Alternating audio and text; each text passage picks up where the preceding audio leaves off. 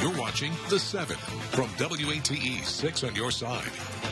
Good evening, I'm Bo Williams, and welcome to The 7. Let's get a look at the Big 7 stories happening right now. And tonight we do want to start off with our first Big 7 story. It's right out of Nashville, where 7 are now dead following a school shooting that happened earlier today. It happened at the Covenant School in the Green Hills neighborhood just outside of downtown Nashville. Metro Nashville police identifying the shooter as 28-year-old Audrey Elizabeth Hale from Nashville, who it is believed previously attended the school. As we mentioned, 7 people are dead tonight. That includes 3 children, 3 adults, and the shooter. The 3 children are all under the age of 10. They have been identified as Evelyn Dykehouse, Hallie Scruggs, and William Kinney. The 3 staff members have been identified as 61-year-old Cynthia Peak, 60-year-old Catherine Kuntz, and 61-year-old Mike Hill. Officials saying they found a manifesto at the shooter's home, as well as a map of the school as to how the shooting would take place. As for the timeline, Metro Police say the shooting happened around 10:13 this morning Central Time, and by 10:27, the shooter was deceased. That shooter, according to law enforcement, carrying 2 assault-style weapons and a pistol, opened fire on the 2nd floor of the building. The 3 children were taken to Vanderbilt, where again they died from their injuries. The 3 adult staff members were also transported to Vanderbilt Hospital, where they also later died from their injuries. We have to do more to stop gun violence. It's ripping our communities apart, ripping the soul of this nation, ripping at the very soul of the nation. And we have to do more to protect our schools so they aren't turned into prisons. I have 4 grandkids here, and I mean, I can be thankful, but I am so sad for these parents and kids. It's very tragic. It's 2 blocks from our house. It could happen at any school. The director for Metro Nashville Public Schools saying in a statement today, quote, "As a parent, as an educator, as a human being, I'm grieving today over the tragic murder of children and school staff. My heart goes out to the entire Covenant School community and the parents grieving the unimaginable loss of life today." Authorities are still investigating tonight at the scene and at the shooter's home. Now, our sister station in Nashville was able to secure police radio audio at the height of this tense situation. Take a listen. They've got a description of white camo, and they're actually hearing gunfire. Be advised, stay out of the general area of Burton Hills Road, Hillsboro Pike, confirmed active shooter. Metro Midtown is on a school shooting, 4th of multiple victims down. We're monitoring Metro radio traffic at this time, unknown which school or where they're transporting, but it sounds like there's multiple victims down inside the school. Shooter is down now as well. Multiple victims down. They will be sending them to VUH, VCH. This time, all radio traffic will be kept to a minimum except for emergency situations only. Governor Lee quickly responding after hearing word of the shooting. In a tweet this afternoon, he wrote, quote, "I am closely monitoring the tragic situation at Covenant, and the Tennessee Department of Safety and the Tennessee Highway Patrol are assisting local law enforcement and first responders at the scene. As we continue to respond, please join us in praying for the school, congregation, and Nashville community." Senator Marshall Blackburn also responding, sent out this tweet saying in part, quote, "Thank you to the first responders working on site. Please join us in prayer for those affected."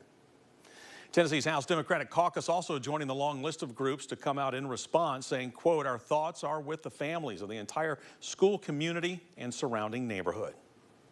Well, here at home, we've seen a dramatic increase in school threats in the past year. That's next up on our Big 7 list for you tonight. This is according to Anderson County District Attorney General Dave Clark. Just last week, we reported on 3 Anderson County school students arrested on 2 separate school threat incidents. So why are the students making these threats? Well, Clark believes there are 3 reasons: mental illness, a bad domestic situation, or the kids don't realize the consequences they will face. Clark says students who make such threats will face charges. We've had some students that have been in detention for more than a year for making these threats. These threats are considered terroristic threats. They put other students, faculty, and parents and a community in fear. So it's a serious charge. And a juvenile record could impact things for kids in the future. The DA saying, quote, "The juvenile record or some offense that they commit as a juvenile can aggravate what happens to them as they progress through their juvenile years." Our next Big 7 story for you is sticking on the topic of guns, but this time on UT's campus. A student on UT's campus was placed under custodial arrest this weekend after he was caught with a weapon on campus.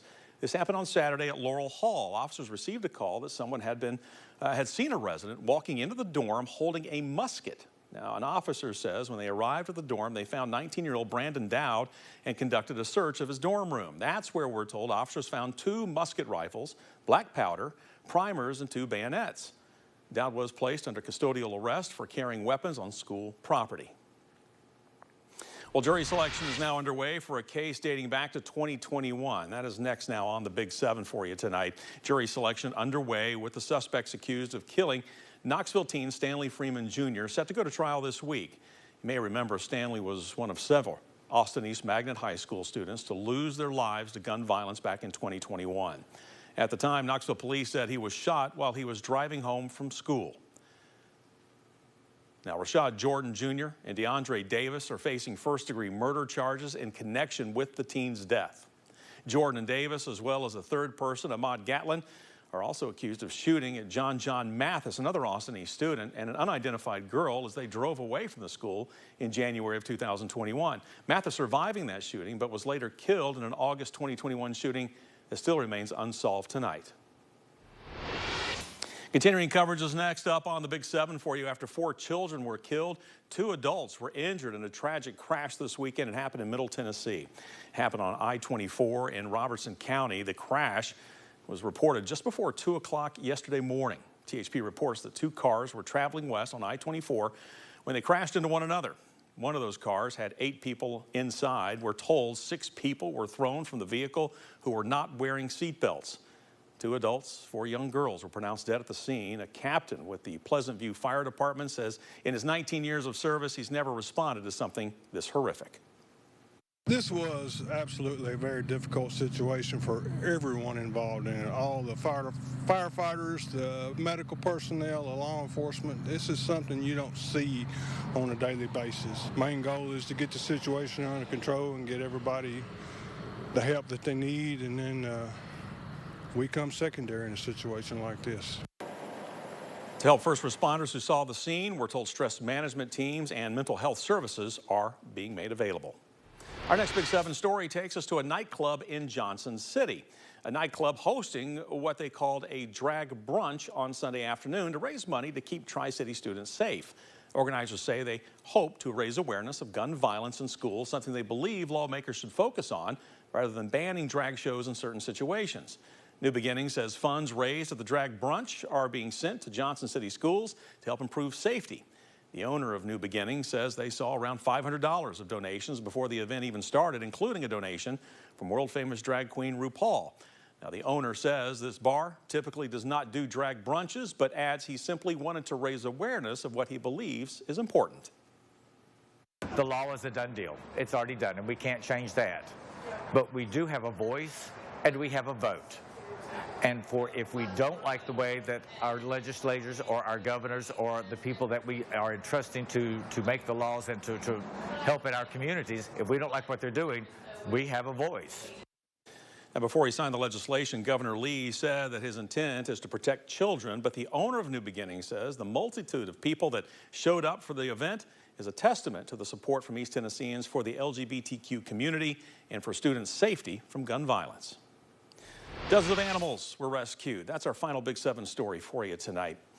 Nearly 3 dozen animals were just discovered and rescued from a breeding mill in Middle Tennessee. It happened in Macon County. Now, we're told county officials found 26 large dogs, 5 cats, several other animals.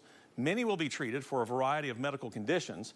The animals were taken to ARC's Rescue Center in Gallatin. They will eventually be transferred to other rescues and shelters. The owners are being charged now with animal cruelty tonight. Several people are in custody after nearly 3 dozen animals were discovered at a breeding mill.